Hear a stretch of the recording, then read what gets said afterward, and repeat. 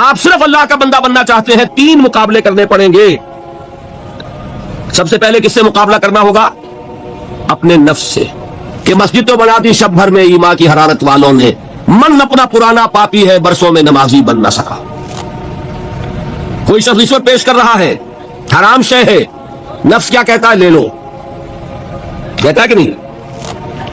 اذان کا وقت آ گیا، اذان سن لی آپ نے، لیکن پھر نفس نے کہا ابھی اور سو، آپ نے کروٹ لیا، کپڑا خوب ٹھیک کیا اور غین ہو گئے۔ گویا کہ بندگی رب کے لیے سب سے پہلا جہاد کس سے کرنا ہوگا؟ نفس۔ معاشرہ بگڑا ہوا ہے، بگڑے ہوئے معاشرے کا ایک دباؤ ہے آپ پر۔ یہ بالکل ایسے جیسے ایک ہجوم ایک طرف جا رہا ہو تو ادھر جانا آسان اور مقابلے میں جانا بہت مشکل، زور لگانا پڑے گا نا۔ تو معاشرے کا رخ کچھ اور ہے، آپ کا رخ کچھ اور ہے۔ معاشرہ نہ خدا کو جانے نہ رسول کو جانے۔ آپ چاہتے ہیں اللہ اور اس کے رسول کے حکم پہ چلنا، کشمکش کرنی پڑے گی کہ نہیں؟ زمانہ تمہارے رنگ میں نہیں آتا، تم اس کے مطابق ڈھل جاؤ، کوئی تکلیف ہوگی؟ اور زمانہ تمہارے ساتھ اگر موافقت نہیں کر رہا، تم زمانے سے لڑو، تکلیف آئے گی کہ نہیں؟ 3 جہاد کرنے پڑیں گے تو انسان اللہ کا بندہ بن سکے گا۔ بات سمجھ میں آئی؟ اسی لیے جب پوچھا گیا حضور سے ای الجہاد افضل یا رسول اللہ، اے اللہ کے رسول سب سے افضل جہاد کون سا ہے؟ آپ نے فرمایا ان تجاہد نفسک فی طاعت اللہ، سب سے افضل جہاد یہ کہ اپنے نفس سے جہاد کرو، کشمکش کرو، مقابلہ کرو۔ اس لیے میں نے ایک مرتبہ تقریر کی تھی ممبر میں، پہلی مرتبہ مجھے یاد ہے، میں نے یہ 9 منزلیں بیان کی تھی۔ 8 منزلیں جہاد ہے، 9ویں منزل جا کر کے تال بنتی ہے۔ پہلی منزل پر 3 جہاد تھے نا، نفس سے، شیطان سے، بگڑے ہوئے معاشرے سے۔ دوسری منزل پر دعوت و تبلیغ بالحکمہ بالموعظہ جدال احسن۔ تیسری منزل پر صبر محض، ایسے ریزسٹنس، اقدام، چیلنج، ایکٹیو ریزسٹنس۔ 8 منزلیں جہاد، اور 9ویں منزل ان اللہ یحب الذین یقاتلون فی سبیلہ صفا کانہم بنیان مرصوص۔ گویا جہاد کی پہلی منزل مجاہدہ مع النفس، اور آخری اور 9ویں منزل قتال فی سبیل اللہ۔ واضح رہے کہ اسی کا منفی پہلو ہجرت ہے۔ بہت اہم بحث شروع ہوئی۔ جیسے اسلام کا منفی پہلو اطاعت کا تقویٰ ہے، حکم مانو، حکم پر عمل کرو، اطاعت، نافرمانی سے بچو، بات تو ایک ہی ہوئی۔ جہاد کا منفی رخ ہجرت ہے۔ اللہ کی بندگی کرنے کے لیے معاصی سے ہجرت کرنی ہوگی، حرام چیزوں سے ہجرت کرنی ہوگی۔ اسی لیے سوال کیا گیا ای الہجرت افضل یا رسول اللہ، جواب کیا تھا؟ ان تہجر ما کرہ ربک، سب سے افضل ہجرت یہ ہے کہ ہر اس شے کو چھوڑ دو جو تمہارے رب کو پسند ہے۔ اسی لیے تنظیم کے عہد نامے میں جب اللہ کے ساتھ معاہدہ ہے، انی واحد اللہ، نمبر 1 کس بات کا معاہدہ؟ ان اہجر کل ما یکرہ، ہر اس شے کو چھوڑ دوں گا جس کو وہ پسند نہیں کرتا۔ واضح رہے کہ اسی کا منفی پہلو ہجرت ہے، چنانچہ اس کی بھی پہلی منزل ان تہجر ما کرہ ربک ہے، اور آخری یہ کہ اقامت دین کی جد و جہد میں وقت آنے پر گھر بار، مال و منال اور اہل و عیال کو چھوڑ کر نکل جایا جائے۔ اس کی بھی نیت ہونی، تیاری کیجیے نفسیاتی طور پر۔ آج بھی جائزہ لیجیے، اتنی غریب تو نہیں ہے کہ کبھی بخار آئے اور بلایا جائے اور یہ بندھن مجھے باندھ کر رکھ لے۔ اگر ایسا ہے یہ تو خطرہ ہے، پھر آگے جا کر جو ہفتے اعمال کرانا ہے ابھی چھٹی کرو، سب کچھ کرنا اور پھر ہفتے اعمال کرا لیں۔ آپ کو معلوم ہے جنہوں نے ہجرت نہیں کی تھی، سورہ نساء میں کتنی اہم بحث آئی۔ تو ہجرت، لیکن یہ کہ پورے لیول کے اوپر غلط خیالات دل سے نکالو، غلط نظریات نکالو، ہجرت ہے۔ غلط صحبت کو چھوڑو، ہجرت ہے۔ نخلا و نظروں کو من یفجرک، ہجرت ہے۔ دوستیوں کو چھوڑو، ہجرت ہے۔ محبتوں کو کاٹو اس تلوار سے، ہجرت ہے۔ تو جیسے جہاد، جیسے سانس ہے اس کی آمد و شد، آنا اور جانا، اسی طرح جہاد اور ہجرت ہے۔ کچھ لوگ جو ہے وہ اصطلاحی مفہوم لے کر اور نہ معلوم کہاں سے کہاں، جب نیت میں فطور ہو، کام چوری ہو تو خوہ بدرہ بہانا ہے کسی آپ۔ جہاد اور ہجرت لازم و ملزوم، ایک مثبت ایک منفی، کرنٹ چل ہی نہیں سکتا، ایک پازیٹو وائر ایک نیگیٹو وائر۔ جہاد کی پہلی 2 منزلوں کے لیے اصل آلہ و ہتھیار قرآن مجید ہے۔ نفس سے جہاد کریں گے، اس شے سے کیسے ماریں گے نفس کو؟ اس کو پاک کرنا ہے کس سے؟ قرآن سے. یا ایھا الناس قد جاءکم موعظۃ من ربکم وشفاء لما فی الصدور. شیطان سے لڑو گے کس تلوار سے؟ کشتن ابلیس کار مشکل است زاں کے او گم اندر آبا کے دل است. خوشترا باشد مسلمان اشکنی کشتہ شمشیر قرآن اش جاہدہم بہی جہادا کبیرا. دوسری منزل قرآن، تذکیر قرآن سے، تبشیر قرآن سے، انذار قرآن سے، دعوت قرآن کی، تبلیغ قرآن کی، سارا برکت و محور اس کا. اوحی الی ھذا القرآن لانذرکم بہ ومن بلغ فلقد یسرناہ بلسانک لتبشر بہ المتقین وتنذر بہ قوما لدا. نفس کے خلاف جہاد کرنا ہے. ومن اللیل فتہجد بہ نافلۃ، دعوت کے لیے غلط نظریات کا انکار کرنا ہے قرآن کے ذریعے، ایمان کا اس بات کرنا ہے قرآن سے ہوگا. نور یہ ہے، اندھیاروں سے یہ نکالے گا. لِيُخْرِجَكُم مِّنَ الظُّلُمَاتِ إِلَى النُّورِ فَآمِنُوا بِاللَّهِ وَرَسُولِهِ وَالنُّورِ الَّذِي أَنزَلْنَا وَجَاهِدْهُمْ بِهِ جِهَادًا كَبِيرًا.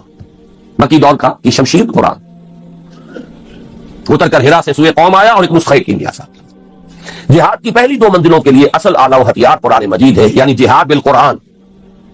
چنانچہ جو مجاہدہ مان نفس کا مؤثر ترین ذریعہ ہے قرآن کے ساتھ قیام اللیل یا تہجد، اور دعوت و تبلیغ کا پورا عمل بھی قرآن حکیم ہی کی اساس پر اور اسی کے ذریعے ہونا چاہیے.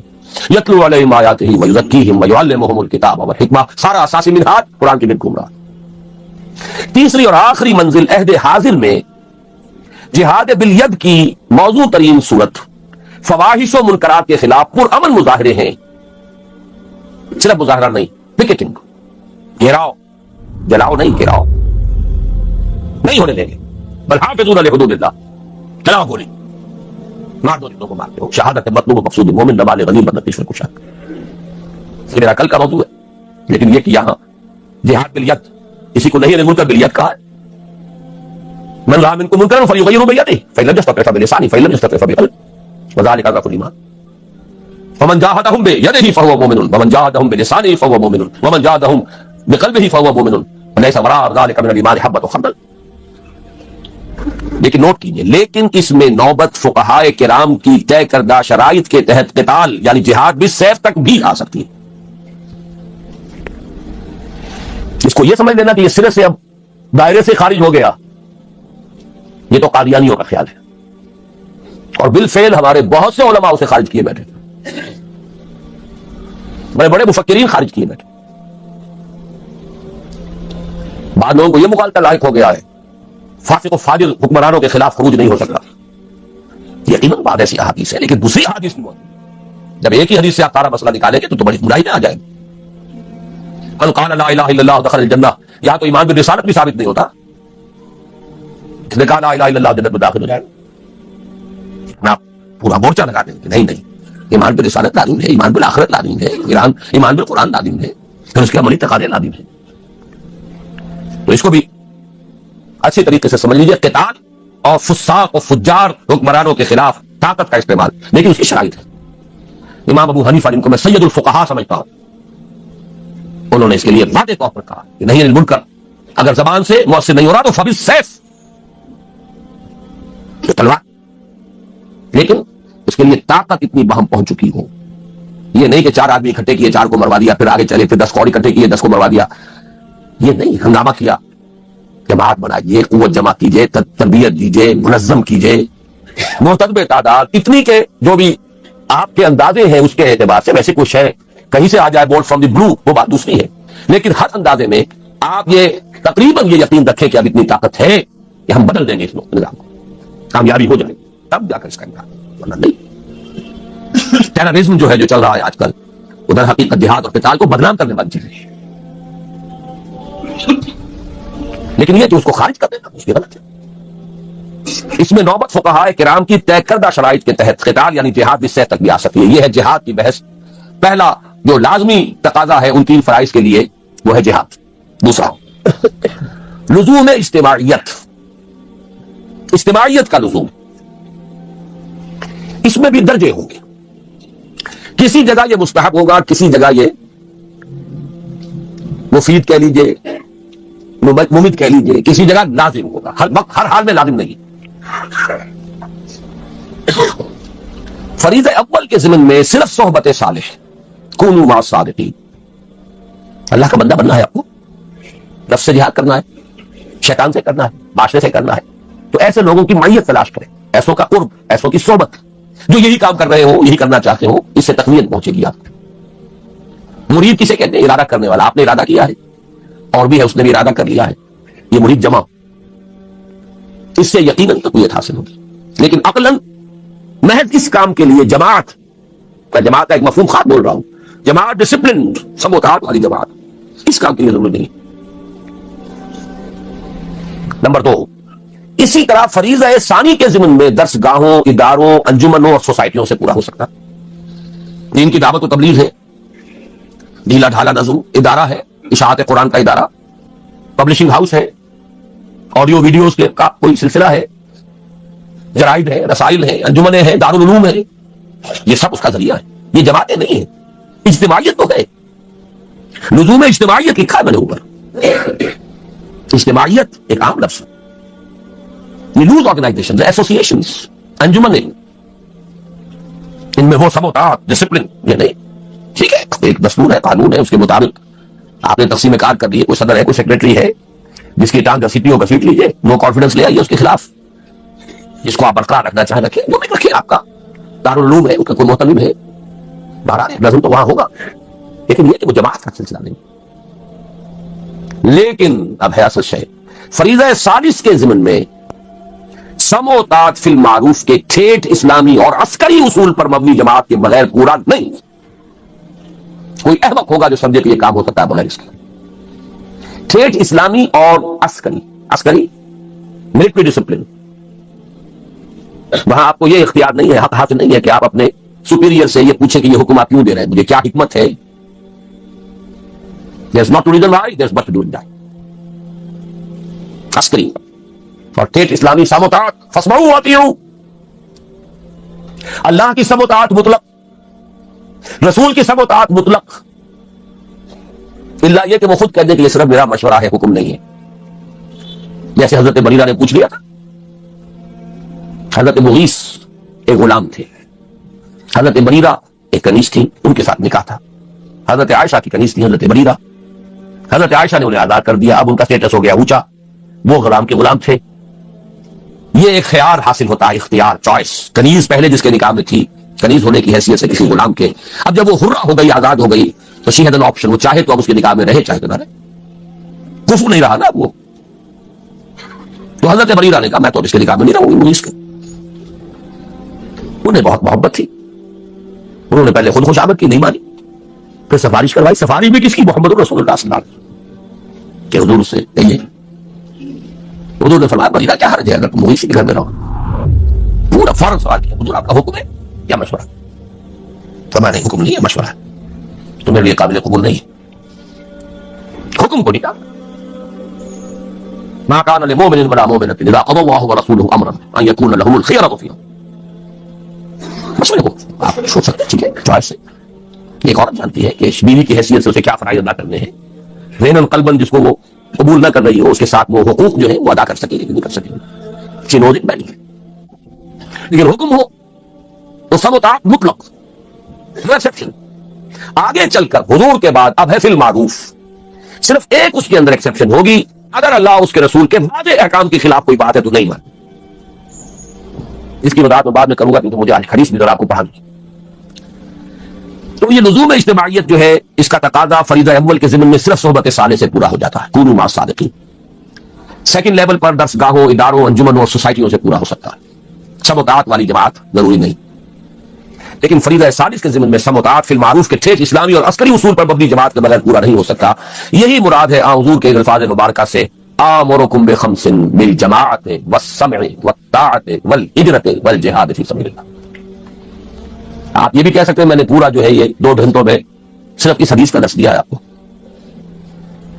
جہاد اور ہجرت جڑے ہوئے بریکٹڈ، سم و طاعت جڑے ہوئے بریکٹڈ، جماعت پلس بریکٹ شروع، سم جمع طاعت بریکٹ بند، جمع بریکٹ شروع، بلکہ ضرب، یہاں جمع نہیں ضرب، بریکٹ شروع جہاد پلس ہجرت بریکٹ بند. اس حدیث کو یوں ذہن میں رکھیے. جماعت کون سی؟ سموتات والی. یہ لازم و ملزوم ہے، بریکٹ میں سنو اور مان. یہ کس لیے ہے؟ ذرا دینا ہے اس کو. وہ ہے ہجرت و جہاد.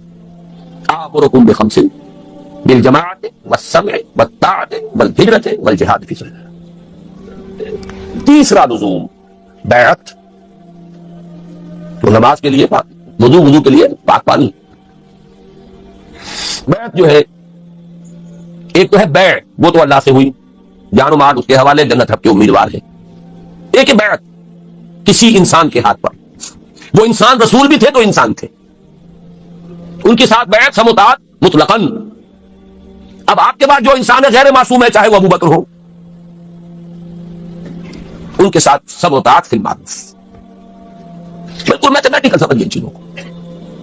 لیکن بیعت کے ضمن میں بھی ایک ہی طرح کا تقاضا نہیں، تینوں لیولز پر کچھ فرق ہو جائے. پہلے دو فرائض کے ضمن میں بیعت سلوک کو ارشاد کی صورت میں کفایت کرتی ہے، لیکن یہ جو بیعت ہمارے ہاں چل رہی ہے، سلوک اور ارشاد کی بیعت، بہت اچھی بات ہے کہ اس کے لیے بھی لفظ بیعت استعمال ہوا، تاکہ معلوم ہو کہ یہ ہمارے دین کا ایک مستقل اس کی اصطلاح ہے، اس کا ایک فکر ہے. اور وہ بیعت عقبہ اولا کے ساتھ میں سمجھتا ہوں کہ اس کا ربط اور تعلق ہے. بیعت ارشاد، پہلی بیعت حضور نے یہی کی تھی، شرک نہیں کریں گے، چوری نہیں کریں گے، زنا نہیں کریں گے، تہمت نہیں لگائیں گے وغیرہ. اور جس نیک بات کا آپ حکم دیں گے وہاں معروف تھا. یہ پہلا درجہ تھا اس بیعت کا. آج وہ بیعت عزم قرآن صرف بیعت النساء ہے. یہ سلوک کی بیعت زنانہ بیعت ہے، یہ مردانہ بیعت نہیں ہے، زنانہ بیعت. نوٹ کر لیجیے اس کو. قرآن حکیم نے وہی الفاظ دیے ہیں، حالانکہ سورہ ممتحنہ سن 6-7 میں نازل ہو رہی ہے. بیعت عقبہ اولا سن 10 میں، سن 10 نبوی، ہجرت سے 1.5-2 سال قبل لی جا رہی. ایک فصل ہے 8-9 برس کا. یہ وہی الفاظ جو بیعت عقبہ اولا کے تھے وہی قرآن میں آئے. بیعت النساء، یہ زنانہ بیعت ہے، مردانہ بیعت نہیں ہے. مردانگی تو چاہیے، وہ میدان میں جب آنا ہے. مردانہ بیعت وہاں رکھا ہے، وہ فرض خواتین پر نہیں. زنانہ بیعت لیکن ہے بیعت. اس کے بارے میں ہمارے ہاں وہ جو اہل حدیث مسلک کے لوگ ہیں وہ اس کی نفی کر دیتے، کوئی بیعت نہیں، اس کا کوئی اصول نہیں، کوئی اس کا ثبوت نہیں. غلط بات ہے. بیعت عقبہ اولا بیعت یہی ہے، بیعت النساء بیعت یہی ہے. بیعت ارشاد ہے، وہ بھی صحیح ہے، حق ہے، لیکن وہ بیعت جو مردوں سے مطلوب ہے وہ کچھ اور. اگر یہ قطرہ خوداری اگر مشتے پڑے داری بے ابا من تو آمودم طریق شاہ بازی رہا، مردانگی اس کے لیے بیعت جو ہے وہ ہے نمبر 3. فریضہ ثالث کے ضمن میں بیعت سموتات فی المعروف کی صورت لازمی اور لابدی. اب میرے پاس اور الفاظ نہیں ہے جس کو میں تاکید کیسے دوں، کیسے کروں. لازمی ہے، لابدی ہے، کوئی اس سے رستگاری نہیں.